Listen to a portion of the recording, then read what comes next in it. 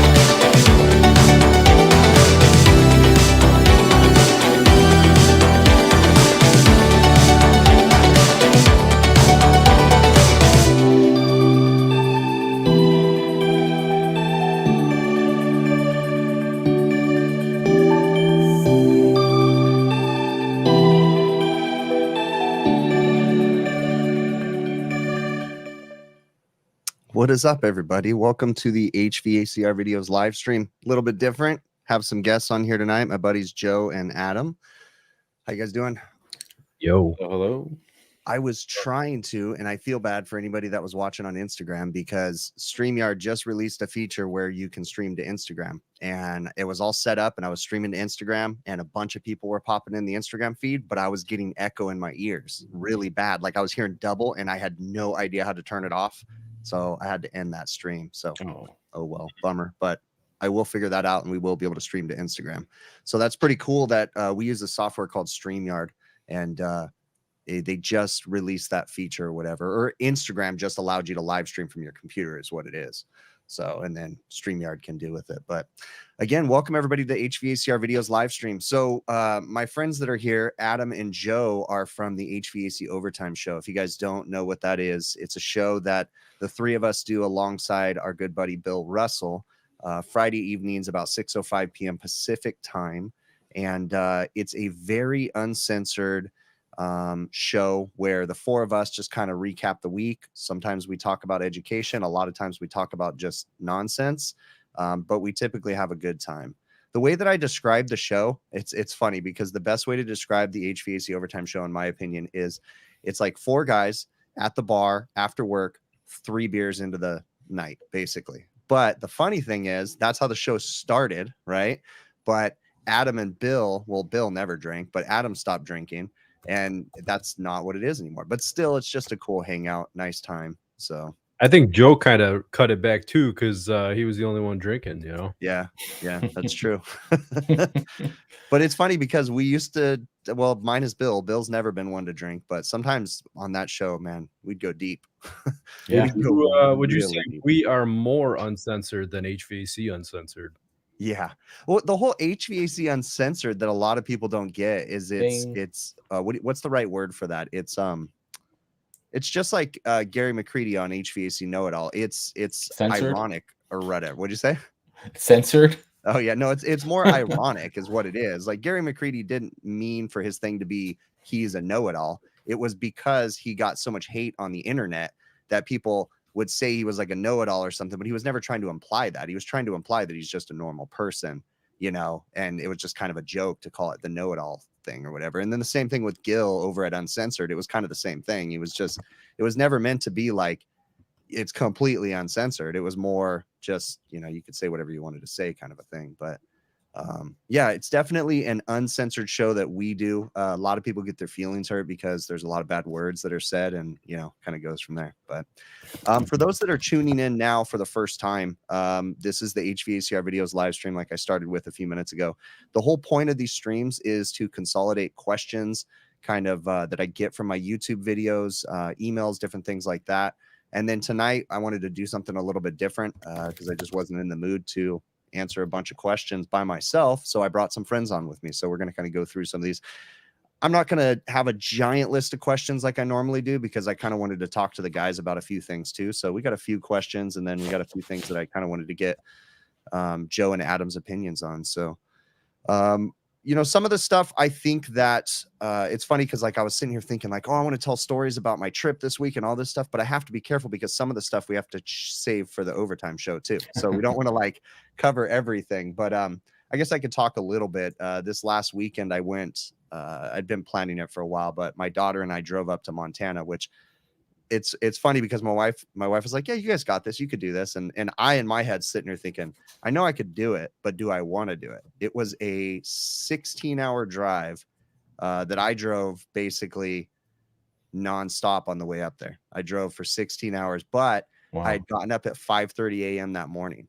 So I got up at 5:30 a.m. that morning. I got to Montana at like 9 a.m. the next day. So it was more than 24 hours. I did sleep in the car for an hour. And then I'd say when I got to Idaho, somewhere in Idaho, it started to, there was ice all over the ground. It was super cold and it was pitch black. I was super tired. And I went through all my sunflower seeds and I was like, okay, I was like, I got to stop because I got my kid in the car. And I'm like, no, I had to stop. And I pulled into like a shady gas station and slept in the parking lot for 2 hours until the sun came up, basically. So there's shady gas stations in Idaho.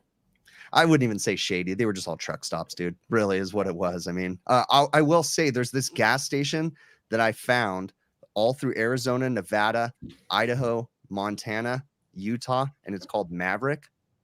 Best gas station, hands down. Best gas stations that you'll ever go to. Like every time we stopped only at Mavericks because you know, it's better for my daughter to go to a place where it's a little bit clean, right? She's got to go to a bathroom or something like that. And it's like every time we went into one of those, they're always open. They always had good coffee and they were super easy. So it was a nice trip, but it was fun.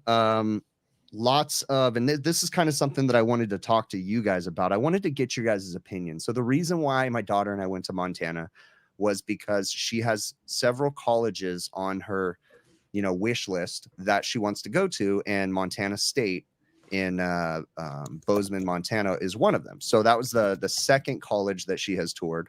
And my wife and her, I think, are going to go up to Washington or Oregon, one or somewhere up there. She wants to go tour another college too. But I posted something on social media about it. And, you know, typical social media, you get some people that are supportive, some people that want to just nonsense kind of stuff. But a lot of people were commenting how it was a waste of time and a waste of money for her to go to college. So I kind of wanted to get your guys' opinion on that. What do you guys think about college? Now, there's a couple different ways to talk about this, but what do you guys think about college for basically a 17-year-old kid? Like, do you guys support it? Do you guys think it's a waste of money, waste of time? Go for it, Joe. I don't think it's a waste of time, but I have to say it depends what she wants to study. Mm-hmm. If my daughter told me, hey, I'm gonna go to college and do, no offense, I'm gonna do some makeup or hair industry, I think it's too general, and I think, do you have to go to college for that? Just go to a private college or something. You know what I mean? But if she's doing something more, whatever she's doing. What is she doing? What she want to study? Do you know? Yeah, she wants to. She hasn't completely figured out her minor yet, Of but she course wants not. to major in film. So Cool. she doesn't want to be an actress. She doesn't want to be in front of the camera. She actually wants to work behind the camera. Cool. She doesn't know if she wants to be a producer, director, writer, just working the cameras or what.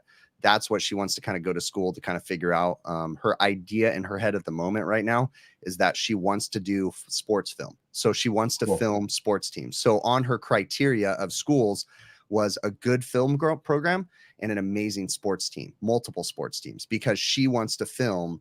So Montana State has an amazing football team. They have their D1 for almost all their sports, which is really good. So that's one of them. And then she wants to go to a bunch of other different ones too. She's young. I think it's a great idea, honestly. She's young. So Yeah. Real quick, what's your opinion, Adam? So for the longest time, I always thought like, hey, I think it's Elon Musk or somebody. I think it was Elon Musk that said something like, you don't really need a degree. You could learn anything. All the information is free online, right? But I think there's probably, you have to be really disciplined to actually learn something like that. And then you have to find the opportunities to prove what you have learned to people in order to succeed in whatever field.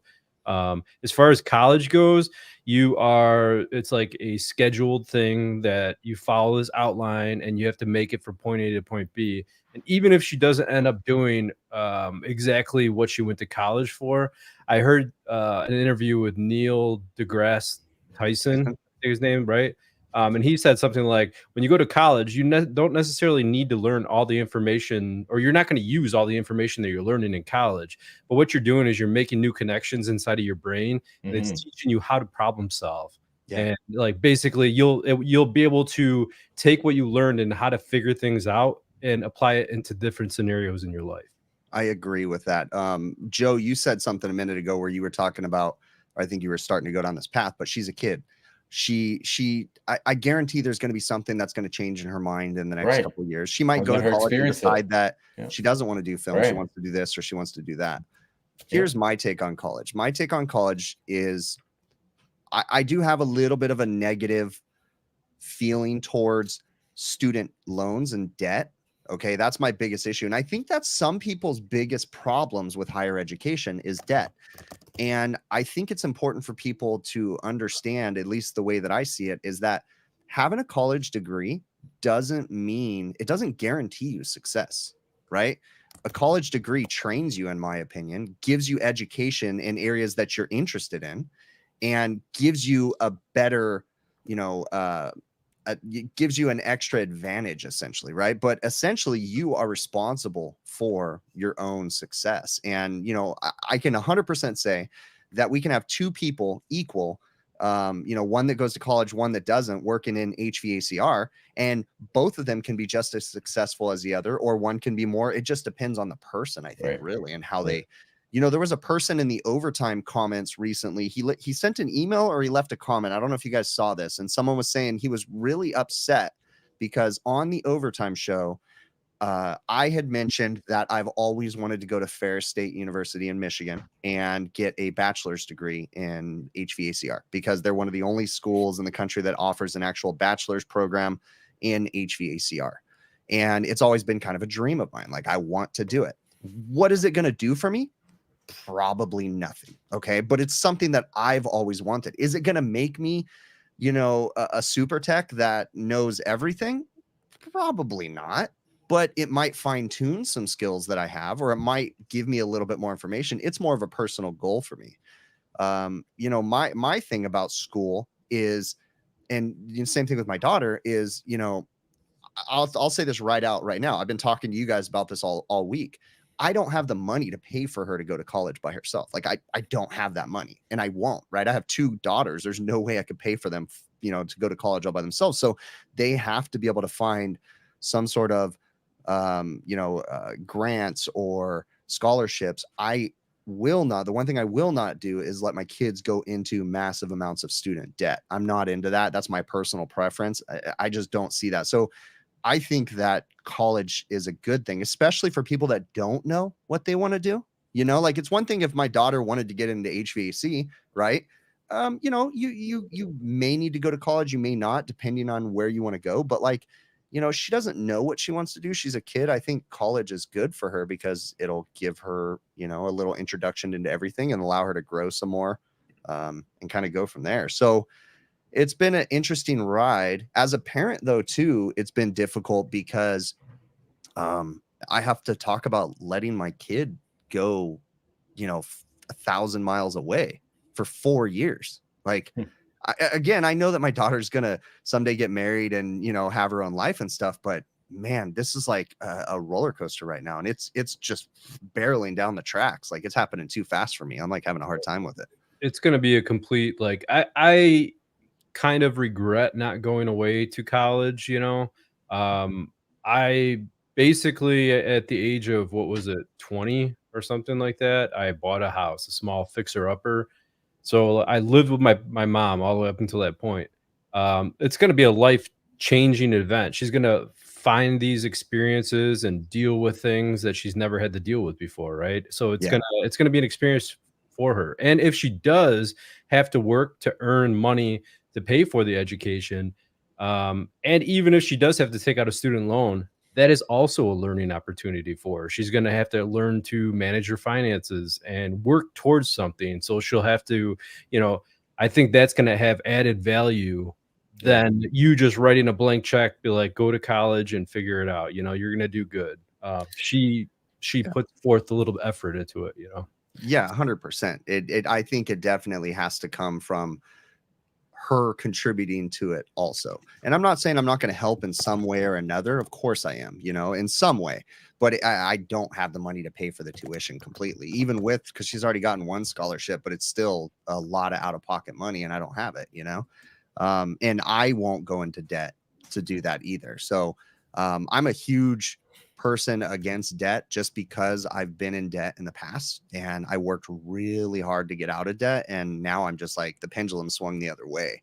Like I barely got my first credit card again, probably 5 years ago. No, probably 8 years ago was when I first got a credit card again, because I hadn't had credit cards for like 6 years after I paid them off. I cut them all up and threw them all away, like, because I was massively in debt.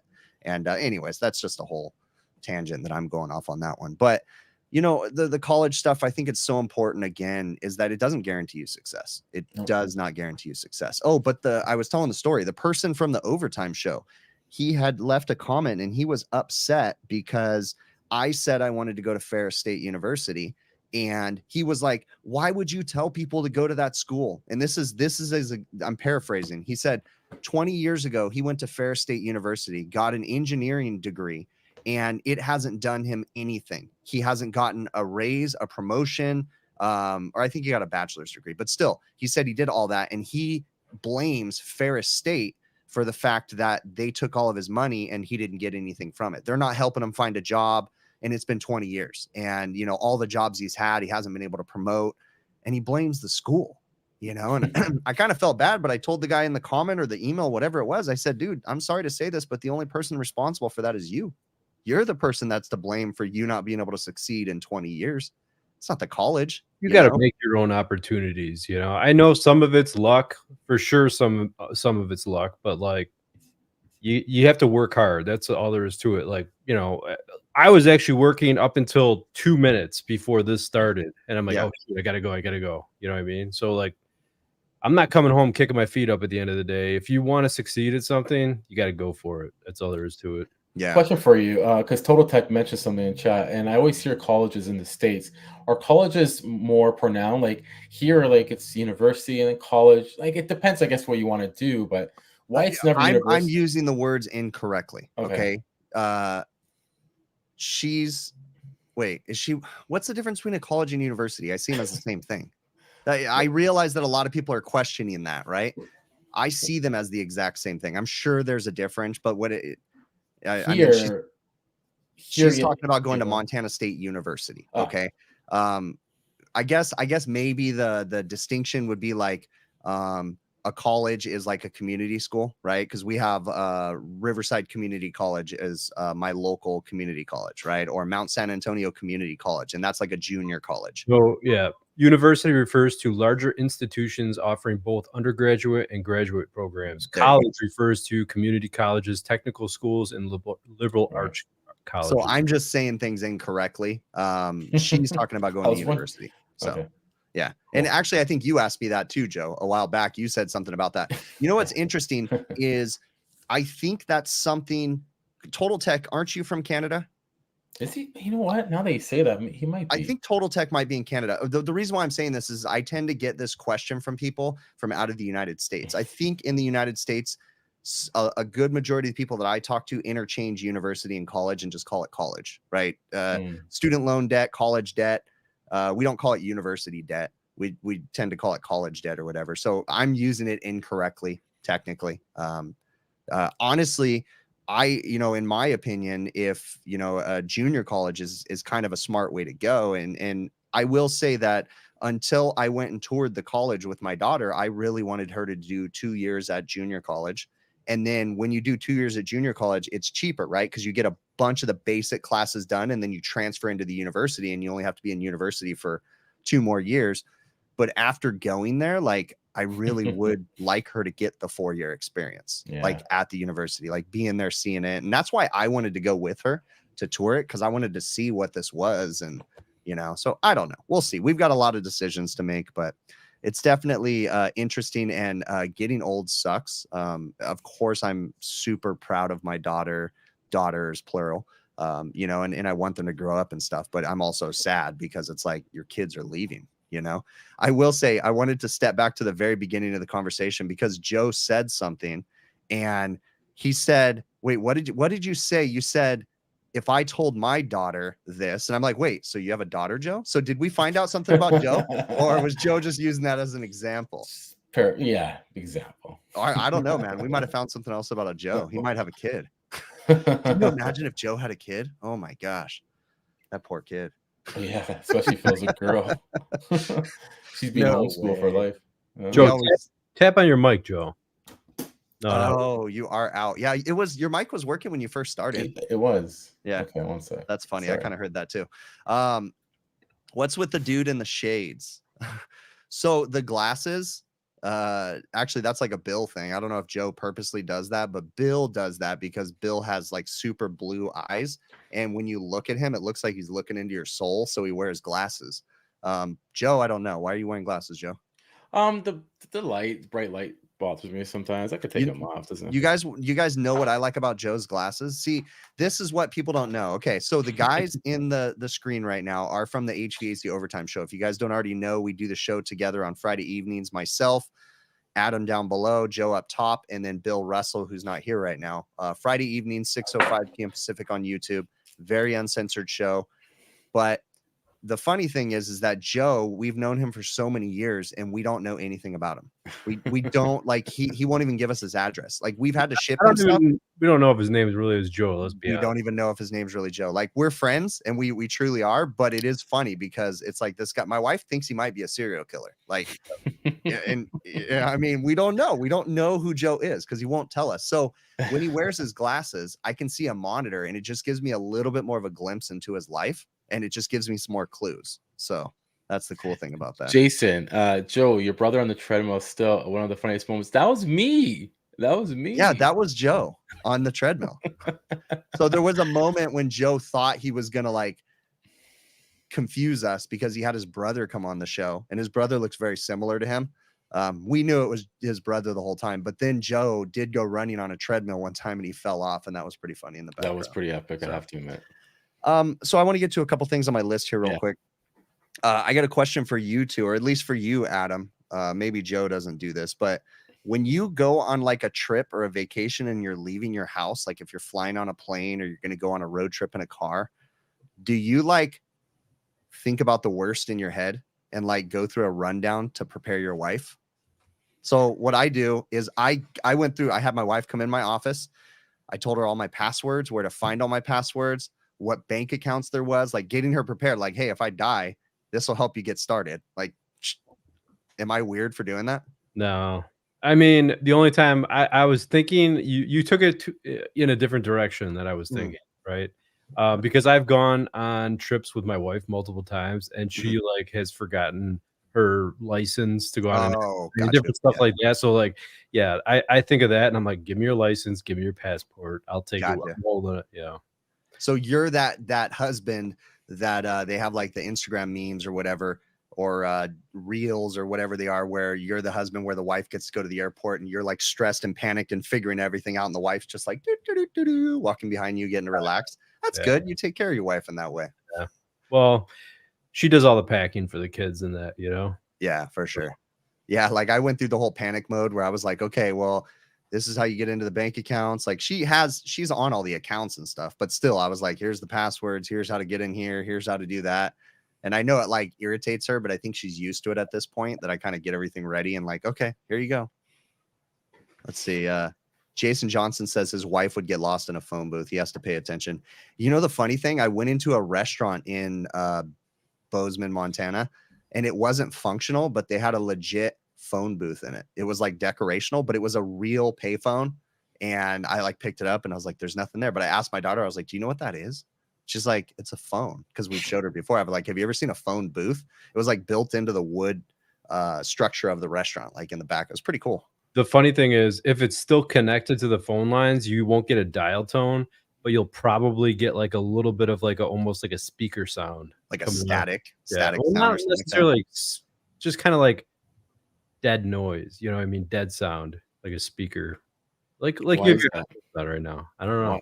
Oh. I've heard it multiple times. That's funny.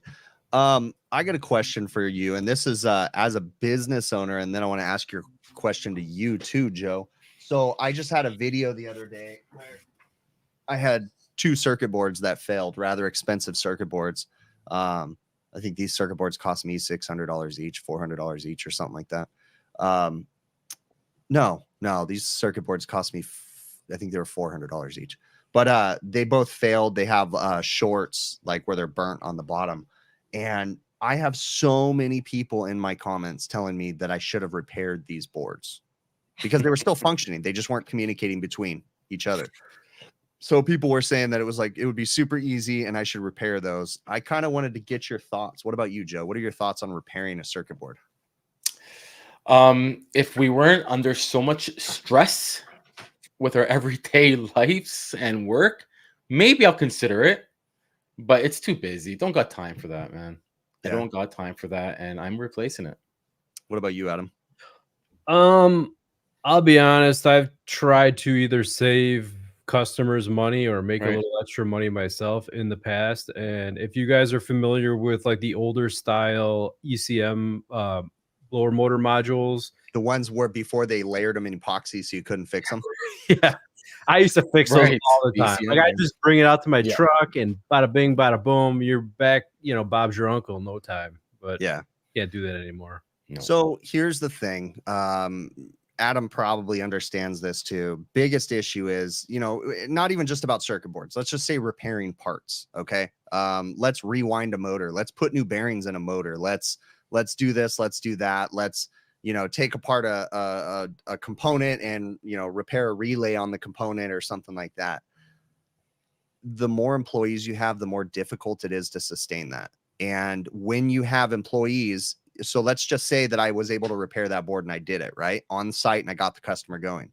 They would expect that same level of effort and quality the next time one of my employees goes out there too. My employee may not be skilled enough or may not know how to do that, or maybe don't know the parts or don't have the parts, who knows. And the way that I look at business is you set a precedent and you maintain that level of, so if I'm going to make a habit of, well, every time Chris comes out, he can change the bearing in my motor and he doesn't have to change the whole motor, but your employees always change the motor. So I don't want your employees to come out anymore. I want Chris to come out every time. Now, next thing is, I don't know what the heck I'm doing in repairing this board. Yeah, it looks like there's a little burn mark and maybe it's a little bad solder connection, but I don't know. Yeah, you're not Big Clive. I'm not Big Clive. No. Putting bearings in motors, like I understand, it's not smart money in my opinion to try to put a bearing in a motor on site. Most of the time, if you guys see the motors that I work in a desert climate where you know, it can get 120 degrees in some areas on the roof, meaning that the motors and the equipment can be subject to 140, 150, maybe 160 degree temperatures inside the motors and different things. Most of the time that I have a motor that has bad bearings on it, which I can see the bearings, you can pull it apart. But if you look at the insulation on the motor, it's all cracked and broken and burnt. Again, I think about the customers. So what happens if I do put bearings in that motor? So they paid me to drive all the way out there. I put bearings in it and then I leave and then the motor fails a week later. Well, you just fixed it. Why are you charging me to come out again? Nah, it's just easier for me to just say, hey, it's a bad motor. We're going to change the motor, move on, right? Because then there's no other chance that I mean, the odds are there's not going to be anything else wrong with it. You're going to have good. That leads me to like another question, related, unrelated, not really repairing parts, but like, let's say you run into, how often do you group repairs together? Like, let's say you have, I know you don't run into heat exchangers that often, Chris, but like, let's say you have a part fail on a package unit, right? And historically, you notice like when that part fails, there's like a few other parts that it's a highly likelihood that something will happen with that in the short time they're like after you were running the original service call. So when you diagnose and you're quoting the repair, do you just group the common parts that go together? You know what I mean? Like as an example, rooftop units, package units, a lot of times if you have a bad heat exchanger, you're getting an inducer motor. You might be getting burners, stuff like that. Just because you know. Yeah, I group stuff together all the time. I mean, we could go as simple as you change a condenser fan motor, you change a capacitor all the time. You just do it, right? It's cheap insurance. A capacitor costs $4, $5. Not necessarily saying that part is bad at that time, but there's a probably, you're doing it, you might as well freaking get the whole thing running the way it should. Yep. Let's look at it this way. I'm going to use I know manufacturers that do this under warranty that will send out parts. True Manufacturing, which makes, I think they are the biggest reach-in refrigerator manufacturer in the country, maybe even in the world. True Manufacturing is huge. I think it's in the country. They make reach-in refrigerators, right? Ironically, I can go off on a whole topic on them. They used to be the budget model units, right? But now they basically were the budget model units for so long that the industry had to dumb down their quality to keep up with True. So now True has become one of the top industry brands. But it's funny because they used to be a budget brand, but not anymore because everybody else like Tralson and all these other big Hobart and different companies, they used to make high quality refrigerators, but the market demanded lower, cheaper quality. So they all dumbed it down. So now True is on par, if not one of the best refrigerator manufacturers out there. But if True has a compressor that has failed, okay, in one of their units, if it is a capillary tube system, if it is 134A, True gives you an option. Do you want a compressor? Do you want a condensing unit? Okay. Even if it's just the compressor, they'll send out a whole new condensing unit. Okay. And they want you to change the capillary tubes. On True units, when you say condenser, a lot of times, isn't it like a whole like chassis type deal? It's a condensing unit with a condenser, fan motor, compressor, and drive. It's on like almost a shelf that slides out of these like keg graders or it's a whole skid basically, and you change it out. Now, here's their logic with it, right? 134A refrigerant has POE oil. Reach-in refrigerators and restaurants, typically the number one failure on reach-in refrigerators is the customer's not maintaining them, right? They don't clean the condensers. The units run with dirty condensers all the time. It overheats the oil. The polyester oil goes bad. It creates like a waxy-like substance in the system, makes its way throughout the whole system. So if they have a compressor under warranty, they will give you an option. Do you want the whole condensing unit? Do you want just the compressor? And they suggest that you change the capillary tube at the same time. Okay. So I always take a condensing unit because logic tells you if the whole system's dirty, condensing unit's going to have a new condenser coil in it, put a cap tube in it and be done with it. So even they recommend changing certain parts as groups. Let's say I don't do a lot of heat exchangers. Step back. I don't do a lot of heater repairs, but for my area, the number one or the most common heater repairs on package units that I do, inducer motors, ignition components, and heat exchangers. Those are like the three main repairs that I do on package units. I'm kind of like, why? I would think in California, you guys have fairly high design temperatures. Why are they not using heat pumps for everything? Like even commercial? Because of the 80s and everybody being deathly afraid of heat pumps since the heat pump extravaganza that happened in the 80s when everybody was installing heat pumps and they weren't sizing them right. And they weren't. And so there was a massive failures of heat pumps and everybody is deathly afraid of them. Still to this day, you go on the internet and you post, go into my comments on my house HVAC system. And I said, I put in a heat pump. Everybody's like, it's not going to keep up. It's not going to keep up. It's not going to maintain. You're going to have problems. It's not going to work. You know, wasn't everyone criticizing? I mean, anyone that, you know, if you don't know who I am, I was the one who helped Chris like lay out and design the system. Yeah, like, Adam was responsible for the design of my system, the duct design, the sizing of my equipment. Adam, my system would not be what it is without Adam. So, but like, I just remember looking at the comments and they were, you know, why would you go from a 4-ton to a 2-ton? Are you crazy? Blah, blah, blah. You know? Yeah.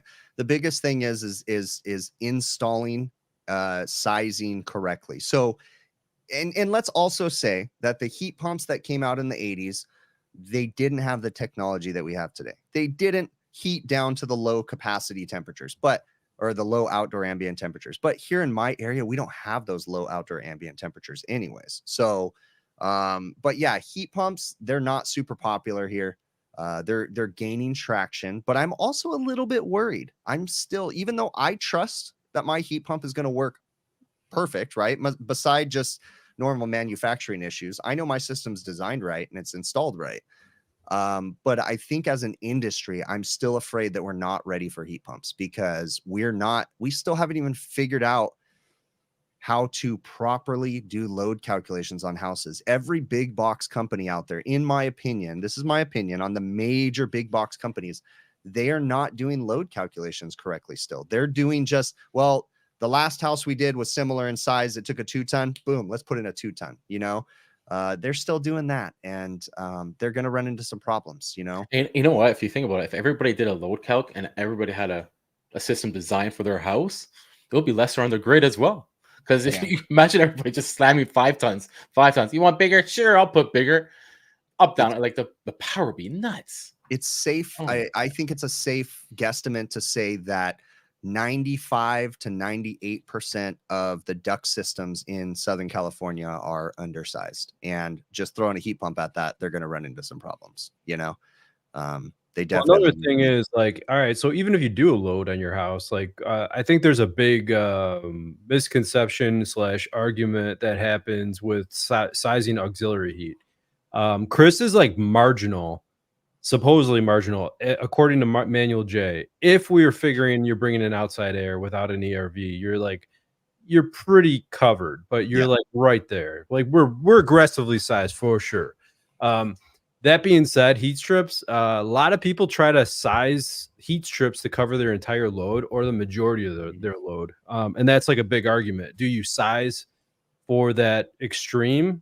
Like let's say your heat pump is down, or do you size to bridge the gap between what the heat pump outputs and what your house requires at the time? So you could run the heat pump and the auxiliary at the same time simultaneously. My personal, and again, I don't have a lot of experience in this, but logic would tell me that you need to trust the technology. You need to trust that the technology is going to be able to heat to to what it was designed to. And I would say that heat strips are just supplementary. But again, I'm not going to go out and say that I'm an expert in any of that, but I would say that they would be supplementary. Now, on my house, we were marginal. We were right there. I think we were just shy with a 2-ton heat pump of the delivered capacity being enough, but I didn't want to put heat strips in my system. I just wanted to go without them. So we did not install heat strips in mine, but the fan coil, I sized the wire that I ran from the panel to my new fan coil for heat strips. But that way, if I ever did need to add them in the future, it's not going to be a big deal. I just got to change my disconnect switch from a 30 amp up to a 60. And then I would, what's up, Bill? How you doing? What's up, gang? I think your microphone's mic's not working. Just tested it. So yeah, I did not put heat strips on my system. So now the gang is complete, guys. So this is the HVAC overtime crew right here. Very similar to the overtime show, just minus the silliness that we typically have. You know, the funny thing is, I've been thinking about this a lot lately. The only person that acts differently right here, right now, out of the four of us, that is me. I'm the only person that's not acting the same as I do on the overtime show. I don't know. I think we're kind of like walking the line. I was thinking, like, did you see the smirk pop on my face when Bill showed up? I'm like, oh, stuff's about to get real. Yeah. Yeah. It is funny. Like, I tend to, I need the overtime show though, because this, if this makes sense. Check. Yeah. Tap. No. Yeah, What? Yeah. You're good, Oh, you're no, good. it's good. It's good. Yeah. You've got to. I'm a soft tapper. So I'm curious about your guys's. I'm going to get to a couple more questions too, but I want to ask your guys' opinions on this too. So, is it silly that I'm not the real me on my own platform? No, you're professional. That's how you make. Yeah. You're fine. Yeah, that's why you run a media empire. It's not a media You're empire. doing It's held together by my shoestrings. What's up, Will Speed? I mean, I gotta tell you, last week's show on Friday, there was a couple cringe moments that I was like, "Oh man, I hope there's certain people I hope we're not watching the show." Well, let me tell you that the show that you weren't there with Jason Objut, I felt bad for Jason because I guarantee that he got a talking to. After. Yeah, I was wondering, is he still working for Esco? So, but I have to say that when we had Jason Objut on the overtime show, that was one of my favorite episodes. I was bummed you weren't there. Super Adam. cool guy, by the way. Yeah. But the interesting thing was we were talking nonsense. We were BSing about all this stuff. And then just randomly Jason's like, yeah, but you do have to. And then he dropped some facts, right? But then he'd go back into nonsense with us. Like, that's what was cool about it. And I feel like I think the education in general needs to be a little bit less serious. Yeah. I mean, let's be honest. We're blue collar people. We're rough around the edges. Like we were talking about college earlier. How many of us actually went to college? If anything, you went to like a trade school or something like that. Like whatever. So like, yeah, we hang out. People are at the bar. You're kind of rough around the edges. You say swears. I went to college for 2 years to start the process of becoming a psychologist, and now I'm here. Like, how crazy is that? That's probably why you have this voice, Bill. Yeah. Very soothing. Friendly neighborhood maintenance guy said, how else are you going to get Heatcraft on board? So that's funny that you say that. We're talking about me being straightforward and straight edge. So I was in the car one time. No, I was on the phone. No, it was a video meeting. I had a video meeting with Heatcraft, and one of the marketing guys goes, hey, and this is that butt pucker moment. He's like, I'd been working with him for a while. He's like, hey, you do a show, like another YouTube show? And I go, yeah. And he goes, it's like a really, he goes, it's a really spicy show, right? And I go, spicy. I've never heard that before. Okay. And I go, yeah. And this is I've had these conversations before, similar ones. I'm like, I don't know where this is going. And I'm like, yeah, it's a very uncensored show that I do with my friends, And I said, we tend to push the edge a little bit. And he goes, that's a really cool show, man. I like that. And I was all, oh, okay, cool. We're in the clear then. See, so. What here's is the thing? Like, I'm going to be honest with you, uppity with it. If they had a hard time, like if any sponsor had a hard time with the overtime show, I wouldn't work with that sponsor anymore. Come on, are you serious? I was like, Chris is gonna quit the show. Do you ever see that, guys? Have you ever thought Chris would be saying that right now? No. And it took him like a year and a half to say, yes, my friend's show, guys. Probation. Like, we were on just probation for a year, guys. Begged me to be here. I would definitely be bummed out, and I'm not threatening anybody. I'm just saying in general, like you can only do this straight edged, proper content like I do on my channel for so long without getting imposter syndrome in your head and without feeling like you're just not being real. That's why I've injected more personal crap in my content. Why I've injected like showing a little thing with my family, because I don't feel like this is me. You have to remember that I do this live stream. Let's just say it's safe to say almost every Monday since November of 2017. Like same thing, same background, same everything. Come in here and just talk about crap. You know it how gets old. on the Jason Obsute show, how it was like just a river. It was a river of like, we would we would get into a straightaway of educational stuff, and then we'd go around a corner into some silliness. And your live streams that you do is sort of like the straightaway that we were doing on Friday nights, where it's just like straight away, all right, it's educational time, and that's it. I mean, there's probably not as much silliness, but that's all right. The thing is, like, if anyone gives us a hard time, like if I was going down a path of trying to find a different side of the industry to be involved with, right? And I was really nervous for a while because some of my potential employers were watching the Overtime show, but then I was thinking about it. We've had some of the most brilliant minds in the HVAC industry on our show, and they enjoyed it, and they want to come back on the show. So, like, if they could deal with it, anyone else can deal with it. Because in their heart, they are one of us. If they're a true HVAC person, in their heart, they are one of us. We are the common man. I just got to this point where I am, and don't get me wrong, if I lost sponsors, like it would hurt. It would hurt. Like I do rely on that, right, to keep this going, but I have to stay true to myself. But I'm going to tell you guys the only reason at this point in time right now why I keep my side, my content, this live stream and my videos so clean is the emails that I get and the comments that I get from little kids.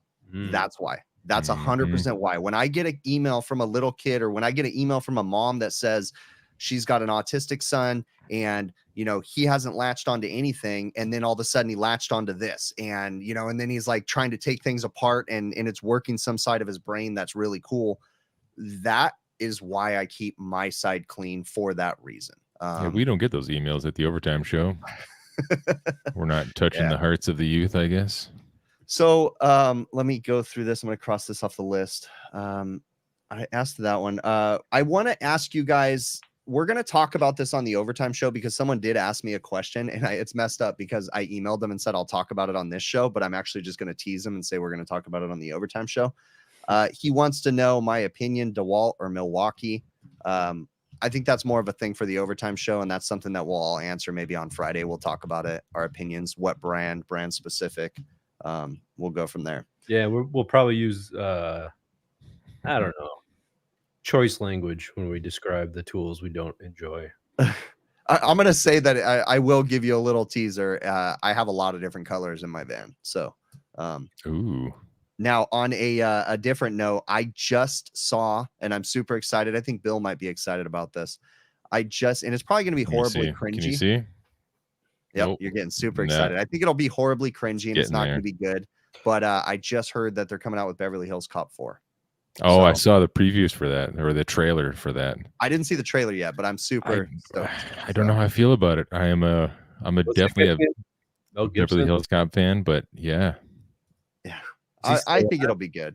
I think it'll be cringy. I don't think it's going to be like as good as the first Beverly Hills Cop, but I'm looking forward to it. So Eddie Murphy does a great job, and I think it'll be good. So Joe Corbin had a question, and maybe everybody can kind of touch on this too. So Joe Corbin, I'm paraphrasing this thing. He said that he had a burnout on a compressor on a package unit. After he changed the compressor, all of a sudden, all the short orifice, so I'm assuming he's talking about fixed orifice metering devices on the condenser, are plugging up. So it doesn't have a TXV, it has fixed orifice metering devices. So to me, it sounds like he's either working on a train or a carrier.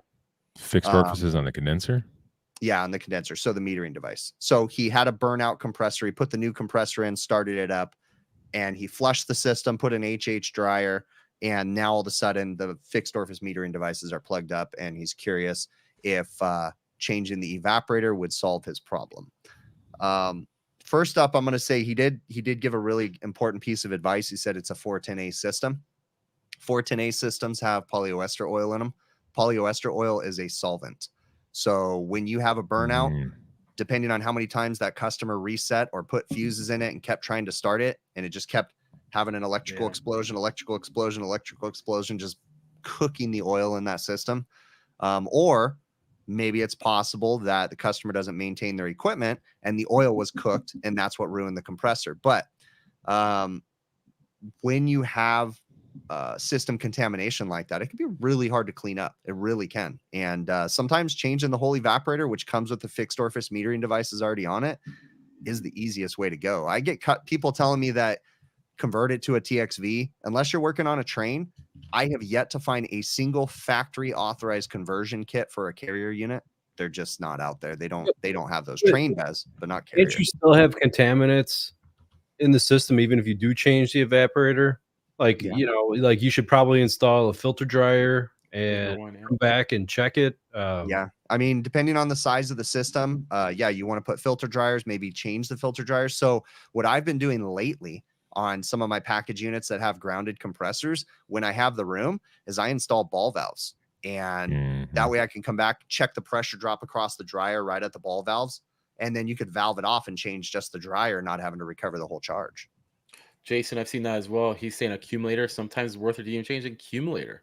If it's a heat pump, that is one of those things that Adam and I were talking about earlier. If you have a compressor failure on a heat pump, you change the accumulator at the same time too. And actually that's a manufactured, Copeland actually recommends that in their, if I'm almost positive they do. Maybe Ty can comment on that because he was in the chat.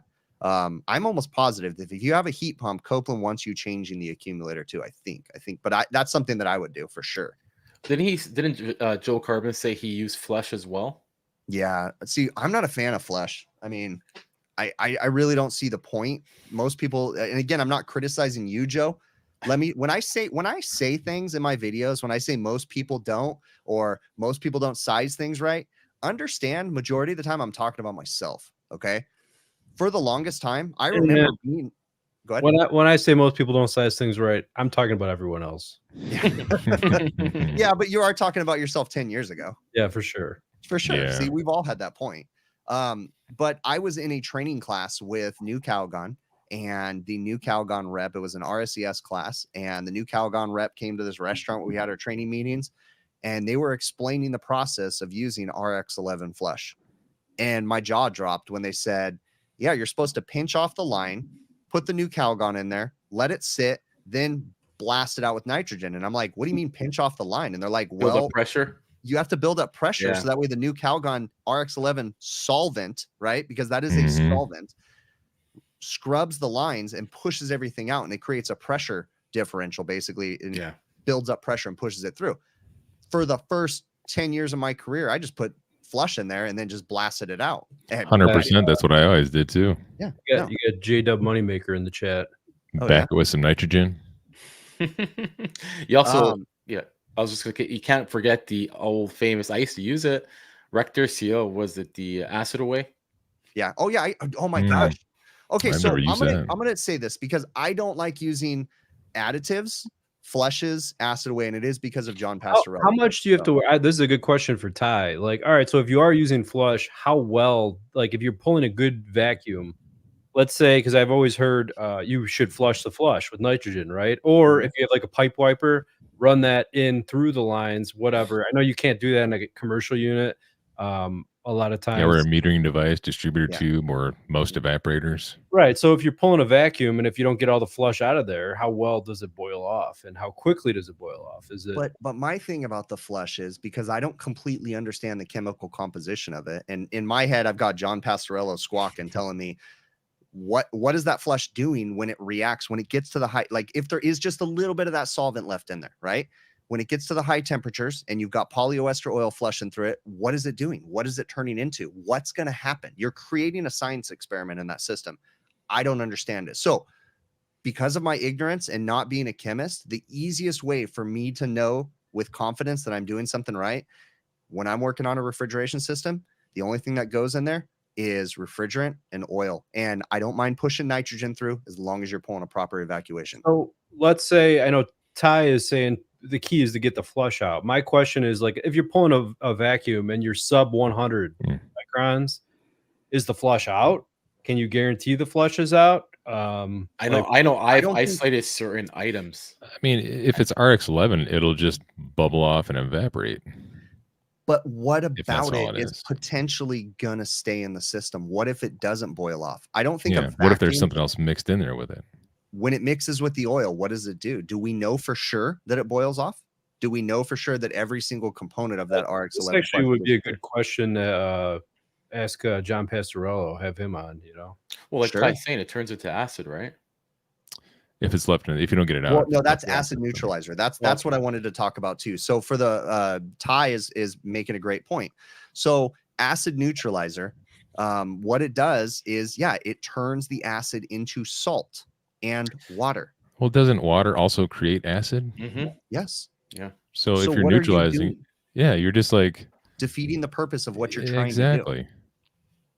to do. Yeah. Okay, now let me say this though.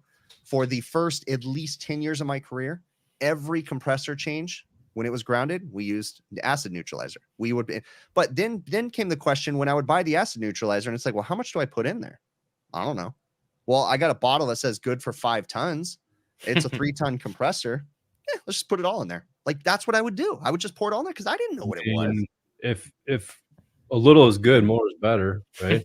That was my Yeah. logic for sure. So until it's left trapped in the system, and then you create salt and H2O, which eventually creates more acid, and then you're More back to square problems. one. and then here we are blaming the compressor manufacturer because Tecumseh makes horrible compressors. Every time I put one of them in, it just burns up again. Or Copeland or Bristol or insert name of whoever you want to. You know, we just blame it on the compressor manufacturers because it's their fault, you know? I mean, I swear I've seen videos of yours, Chris, where you've essentially drained every available part of the system. Like you've changed the evaporator in most cases, obviously the compressor and the metering device dryers, you've put in suction dryers, but I swear I've also seen you pull receivers, accumulators, and drain and reinstall or swap them out entirely. Receivers, I know I've seen you swap them out entirely. Yeah. What I'll do, depending on the situation, depending on the severity. Okay, here's a super secret. I'm not a genius. Okay, I really am not. I am winging it 95% of the time. Okay, I'm winging it Completely, but I'm false. using logic, right? So here's my thing. I'm working on a package unit. It's grounded. I open up the suction line. I can see black crap in the line, right? I open up the discharge line. It's full of black stuff. I cut the condenser out and I blow through the condenser.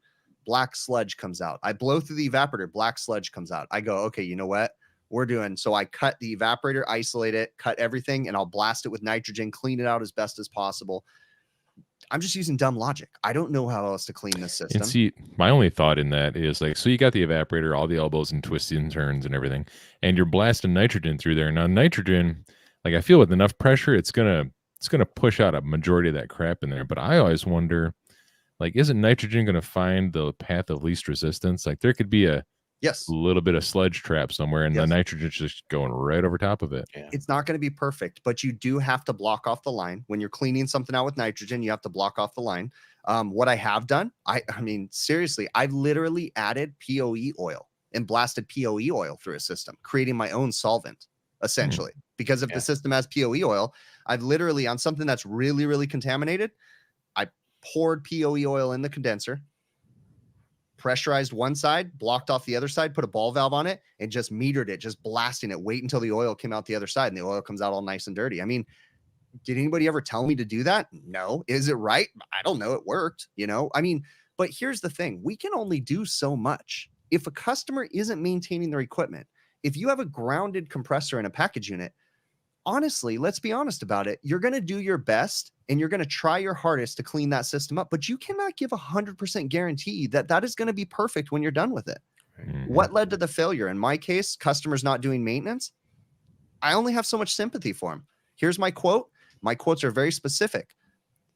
It has a bad compressor. Okay. I have to change the compressor before I can find out what's wrong. So my quote is to change the compressor. And then after that, that's extra time, not included in this quote. You know, you just got to do it. There's only so much you can do. That's the way that I see it, is you just got to do your best within reason. Try to follow best practices. That's where I'm at with that. Stacy had asked me a question, wanting to know if there is a way. Stacy works on appliances. I think Stacy's a guy too, because the way the email was written. But Stacy wanted to know if there was an app that I don't know what to call you, Stacy. There was an app. Wanted to know if there's an app. I know what to call you. To help troubleshoot ice machines. And Stacy was saying ice machines in general, from Manitowoc to Hoshi, like, is there one app that gives you all the information? No, there's not. Sorry. There's no one way. And we could say that about air conditioners. We can say that about everything. If someone But- makes an app that says they can tell you how to fix everything with their app, that's not true. I say the Parchtown app will give you a majority of those manuals, though. It gives you But manuals. that's yes. it. Yeah. So that's your it. best bet to learn how to work on any piece of equipment is to reach out to the manufacturer. Almost a good majority of the manufacturers out there right now have a lot of their information available on the internet. Just got to go find the service manuals, download them. So if you want to know how to work on ice machines, go to ice machine training classes, download the service manuals, read them, read the installation manuals. And when you do get on the phone with technical support, ask them a million questions. Educate yourself, learn, and remember it. Write it down. I mean, you know, I'm probably not supposed to say this, but I've even gone as far as calling tech support on my computer and recording the phone call.